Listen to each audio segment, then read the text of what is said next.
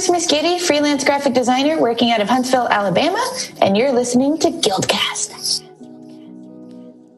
GuildCast is a weekly podcast series based on the 3 pillars of the Graphic Artists Guild: advocacy, community, and business resources.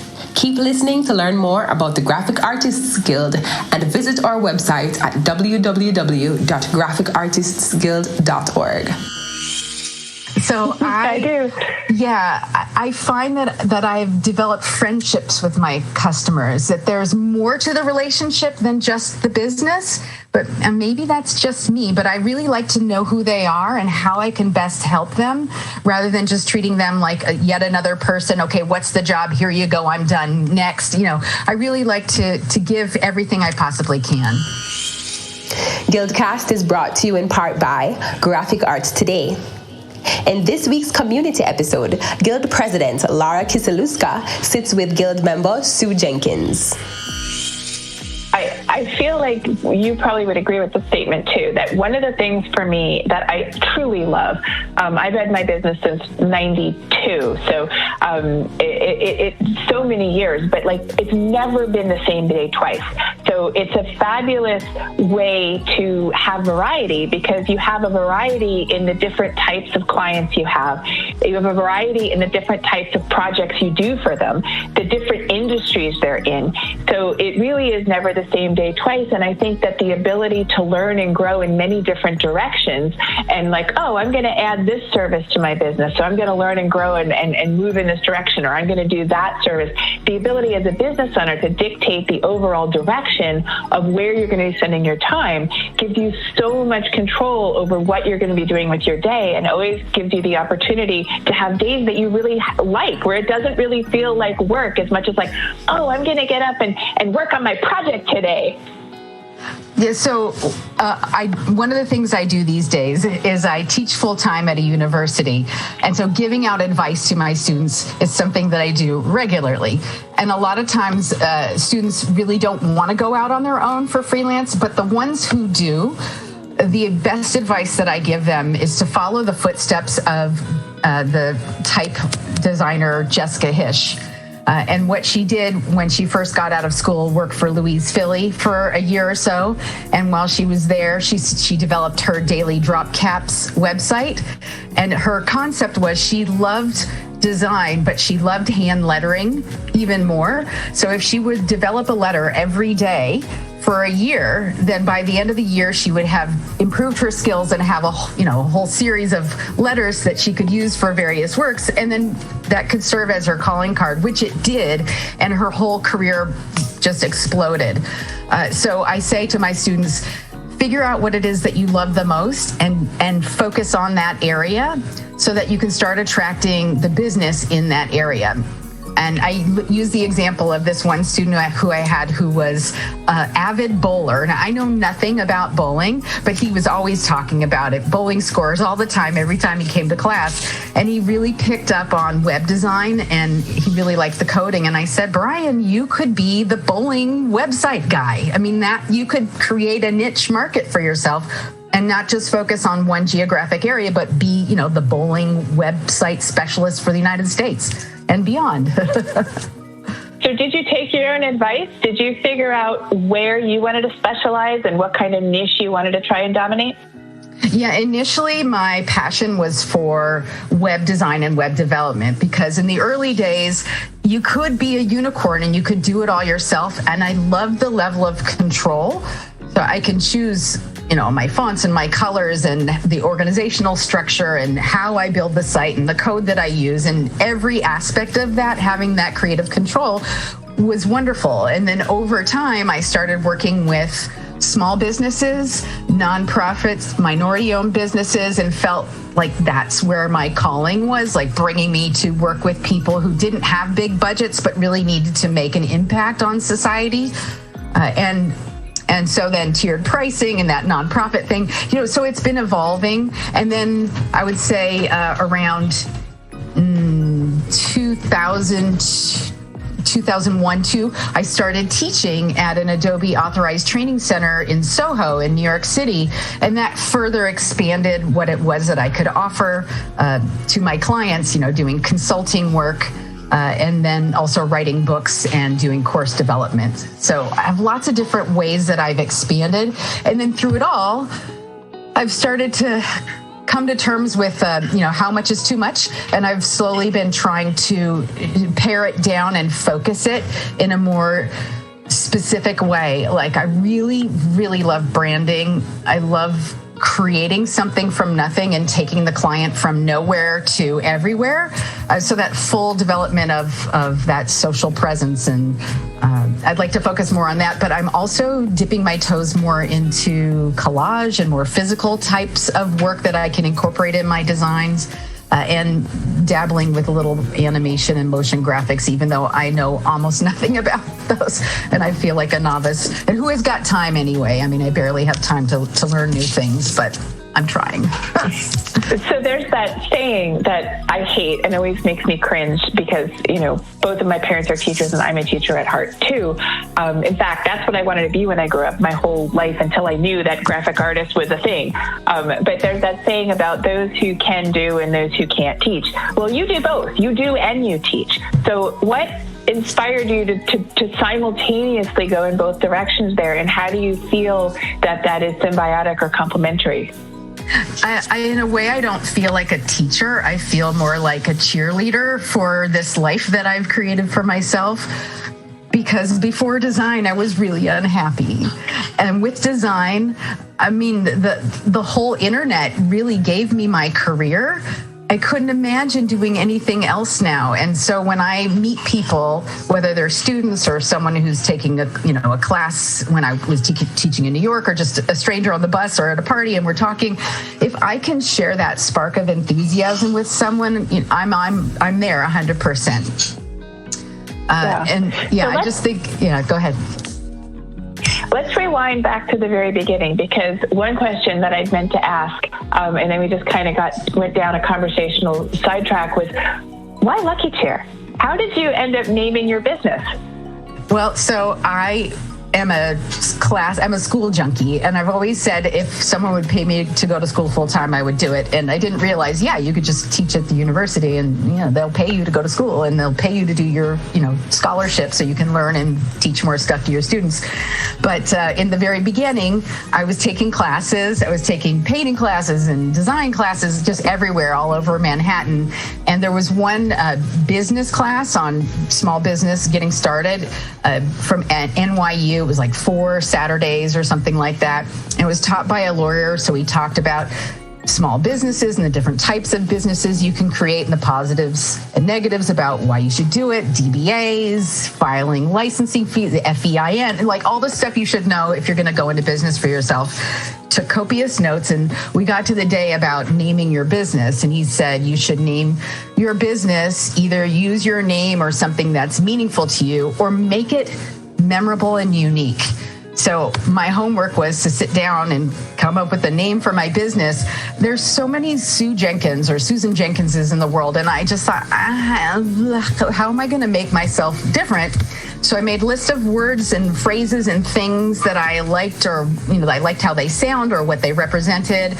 And I've been obsessed with chairs my whole life. I've been photographing them and dreaming about being a chair designer, and I've won awards for my chair photographs. So I thought, well, chair needs to be in there somehow. And then I've always loved this notion of like being in the right place at the right time, luck, synchronicity, that kind of serendipity. And so Lucky Chair happened. And I loved too smushing the two words together into a single word, like how internet.com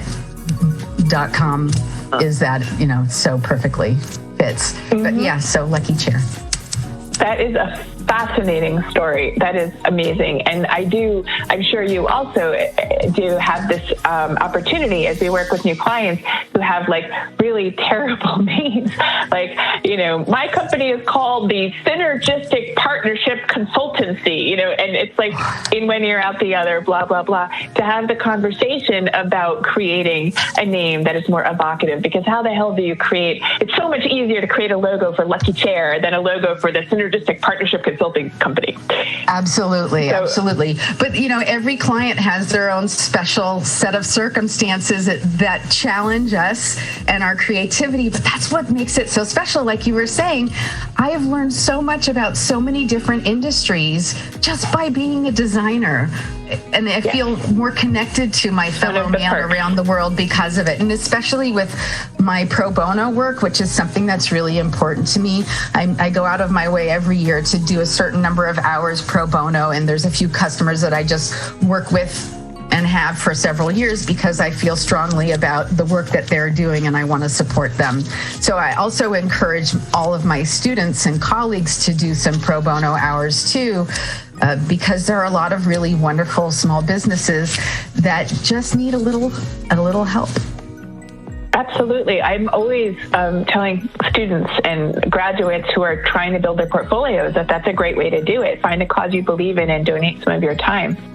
It's interesting to me that you went through this course at NYU. I, too, took an NYU-sponsored course. It was through UBank, though, which was Urban Business Assistance Corporation, but like NYU did it.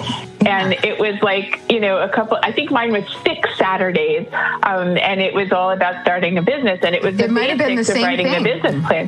That is so funny.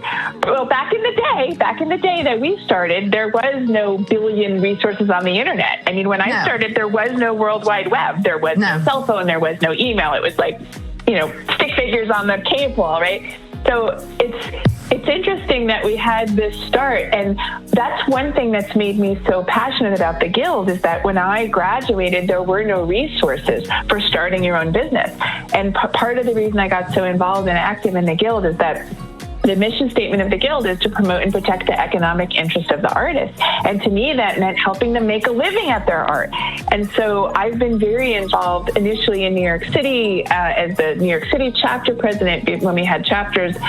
Now we have regions. And then nationally in helping make sure that art school curricula includes classes in businesses, like not just, for a elective, but mandatory, that everybody who goes through needs to learn these skills about how to set their business up. So what would you advise people who are just starting their businesses to go and do and learn about before they do? I would say start with the SBA.gov website to educate themselves about the different types of businesses and the liability associated with each type. Depending on what their needs are, their interests are, they may want to choose one over the other. And then depending on that choice, coming up with a name, if they want to include their name or if they want to bother with getting a DBA. And once that's all set up, and then getting the federal tax ID if they need one, and the checking account. But then you really need that strong brand presence too. Excuse me. So you want to make sure that you have a website and you have social media accounts and you have some notion of a marketing plan, however loose, so that you're regularly getting your message out with the idea toward finding clients. And then I think one of the best ways, which you just said, which is do some pro bono work for a cause that you believe in. And especially if you can find a local nonprofit, it's a win-win where they give you creative control, you take care of the design, then you can promote them and yourself in the process. They'll love you, they'll also promote you, and here comes all the clients. Yeah, and I'll shameless plug for the Graphic Artists Guild. We have tons of resources on our webinars. They're free for members, but non-members can access them too. And there are a lot of ways that you can listen to our presenters talk about, how to start a business and how to set things up properly and how to price your work. And I actually have a 2-part webinar about how to start a graphic design business. It was so important to me to share that. Like, people talk about what's your why. And my why is for starting my company isn't really, I can't really identify with why I started my company. I kind of fell into it backwards. But my why for doing what I do today is really tied into the Guild, because I feel like I made every mistake in the book because I just didn't know any better. And so if I can teach people who are going through the same process how to do it better than I did and do, not make the same mistakes I did, it feels good. Oh my gosh, so, absolutely. Yeah. So I've been a member of the Guild, I think, since 2000. And the Pricing and Ethical Guidelines Handbook has been my Bible. For any time I need to know what something should cost or advise a student how to price their work, that's my first resource. And I regularly, every year, there's this class that I teach called Design, Business, and Production. I teach it to seniors. And one of the things we do is we look at contracts. We look at tracking our time. We look at conversations about money with our customers and how to deal with it when they don't pay on time, and all the things that we would need to do. Talking to printers, choosing environmentally more safe inks and papers.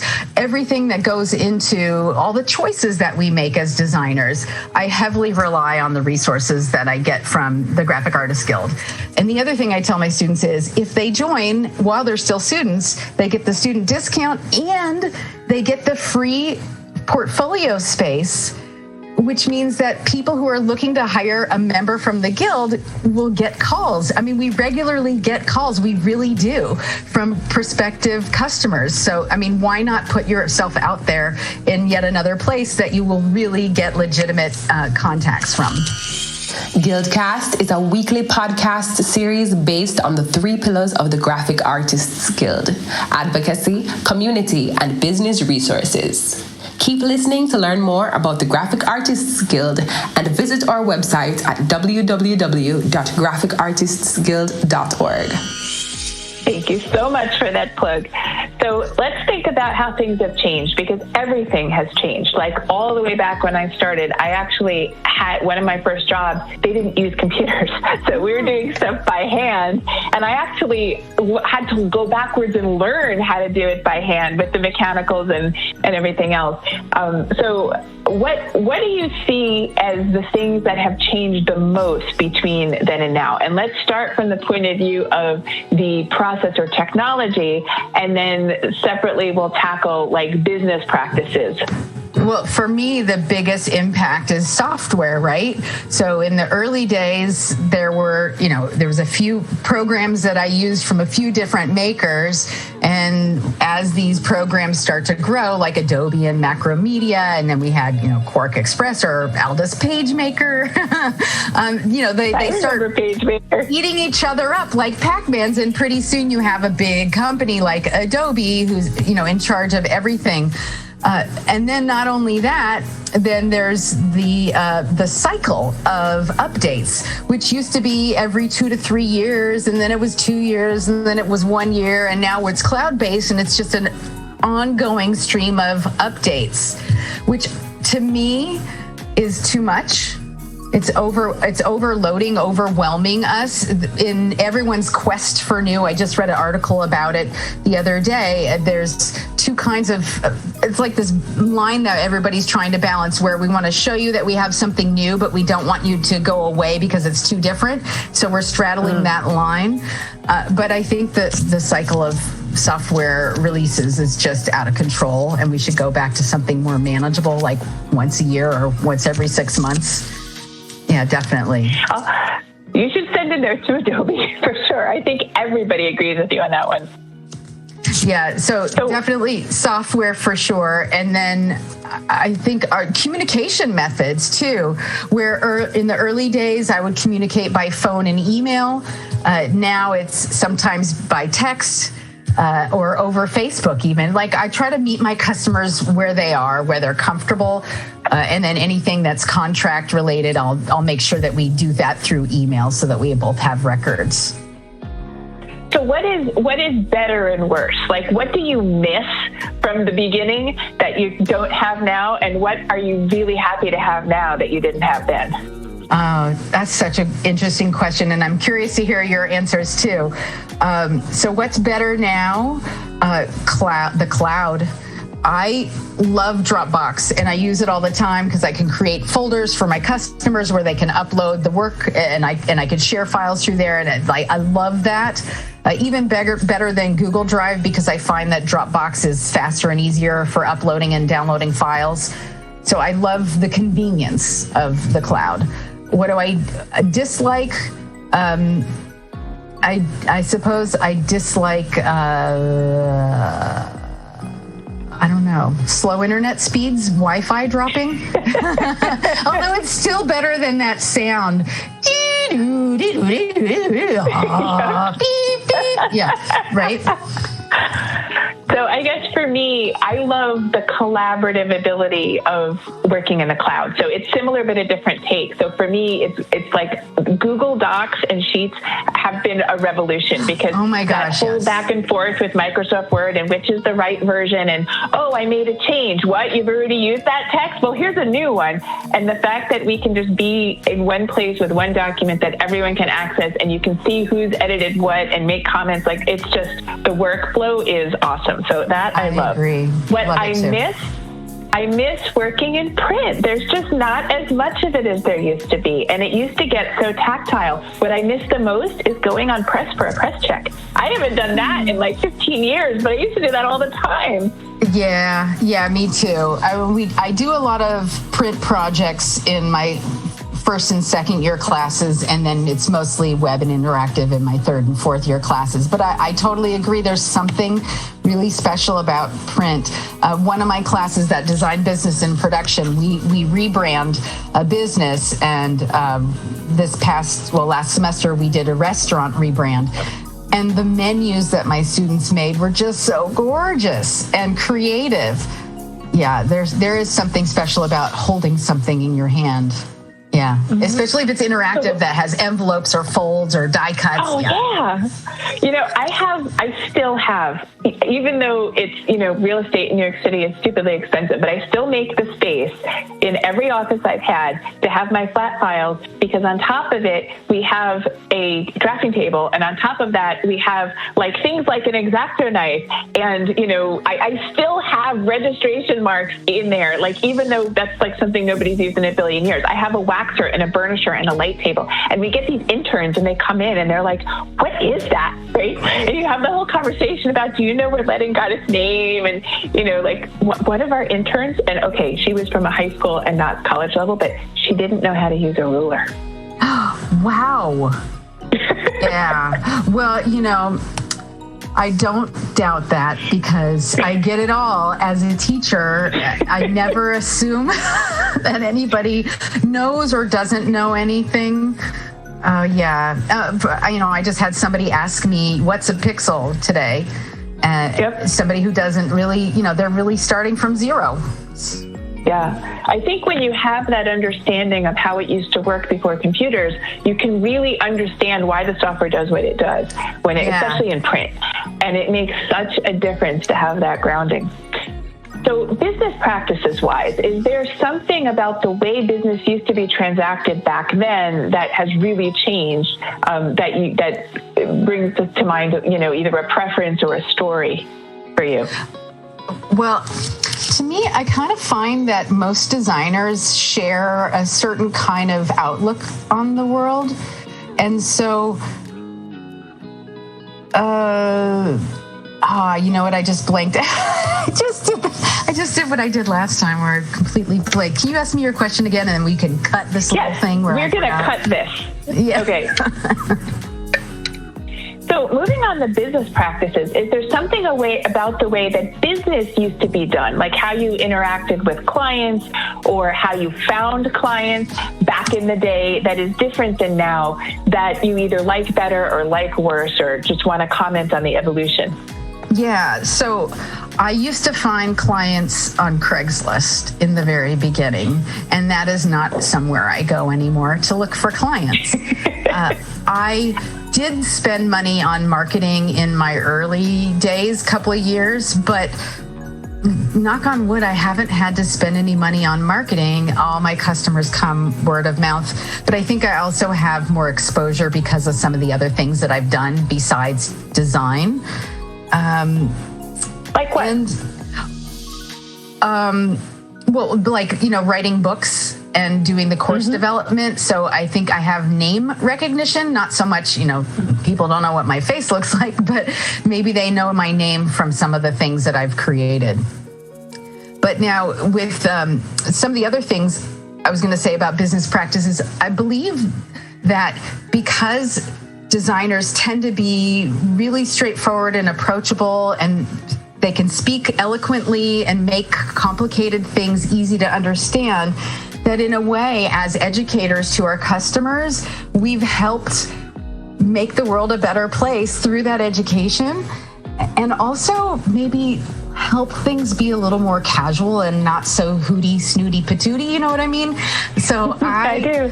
Yeah, I find that I've developed friendships with my customers, that there's more to the relationship than just the business, and maybe that's just me, but I really like to know who they are and how I can best help them, rather than just treating them like yet another person. Okay, what's the job? Here you go, I'm done. Next. I really like to give everything I possibly can.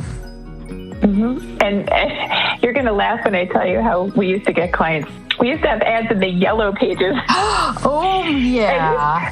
And there's no such thing as design as a category. So we used to put them under desktop publishing. Yeah. And then, of course, you get these people who thought that, like, desktop publishing was like pushing a button, right? Yeah. Yeah, that is always... That's what you did. Yeah. I remember those days. Yeah, the early 90s, I was making newsletters for people and designing newsletters. Yeah, my desktop publishing days. Exactly. And how else were you going to get clients? That was like, there was no World Wide Web in the early 90s, so you put ads in the yellow pages. That's how you did it. Wow. So do you remember the very first project that you ever did, either when you went out freelance or a Lucky Chair? What was it? I don't know if it was the very first project I did. I remember meeting some guy at a party and talking to him about his new business and sort of inserting myself and having him let me design his logo on his website. And so I did that. Early on, there was a website that I created for a company that sold wine and beer, and they wanted to sell online, or at least let people look at their inventory and then they would ship. That was a really complex website, and that was interesting. I did work. How did you know? I was going to say one thing, that my very first job, which I only had for about 3 months, was at this really unusual company where they created, I don't even know what they called them. They had some special name, but you could mix your own CD. So you could go to their virtual jukebox and select songs from the catalog and then burn them onto a CD and choose your album cover. And my job was making album covers. That's awesome. I love it. Yeah. I mean, they also did like some weird anime stuff on the side, which was kind of questionable, but like not like porn anime stuff. And so I was the only woman at the business. And I think after 3 months, they're like, yeah, we shouldn't have a woman here or something like that. I don't know, but they let me go. And then I got my favorite design job just a month later. So I'm really grateful that they let me go, because that was, that next job was the best. One door opens, another closes. So looking back at those jobs, would you have done them differently now, just having being a more, being around the block and having grown as a designer? What process or thinking did you go through then versus now, and how would you approach them differently if you got those jobs today? Well, one of the things I've always done and still do is I want to help my customer make the best decision for their specific needs. So I'm not going to force them to do something that I'm comfortable with just because I'm comfortable with it if it's not the right choice for them. Like for instance, that it had to do with a student asking a question versus a client, but a student was saying, where can I sell my work? Because I want to sell more. And so we talked about the different platforms that he could sell. We talked about Etsy and what that's for. We talked about Society6. We talked about Redbubble and or even Shopify. It depends on what it is he wants to sell and how many, what quantity and number of products he has and what price range and everything else. So in order for us to get to the decision, we had to know what it was that he had. And ultimately, we determined that Redbubble was the right choice for him. And I don't have any personal experience with Redbubble, but I know enough about the different types of services that I was able to advise. And I do the same thing with my customers. Coming up on this episode of GuildCast. But, and this is something I tell students too, when you're talking with someone, pay attention to your physical body. Notice if you're getting little tingles on the back of your neck, or your arm hairs are standing up, or your gut is going, this doesn't feel right, because your gut will tell you the truth. And if you're getting red flags like that in your initial conversations with a potential client, it's probably a sign that you should not work with that person unless you're strapped for cash and you really need the money. But otherwise, it's probably not going to be worth the headaches that person will cause in your life. Join the Graphic Artists Guild to listen to the full version of this episode at www.graphicartistsguild.org. Thanks for listening to GuildCast. Coming up in next week's episode. So if I don't have a presence on Instagram, I'm severely undercutting my ability to be marketable and to be discovered. And especially during this era, when we've got the world in such a flux, in-person events are just not possible for me to be showing off my portfolio at. So social media becomes more important than ever for me to be able to be marketable.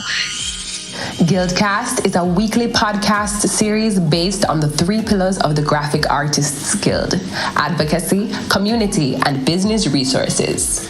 Keep listening to learn more about the Graphic Artists Guild and visit our website at www.graphicartistsguild.org.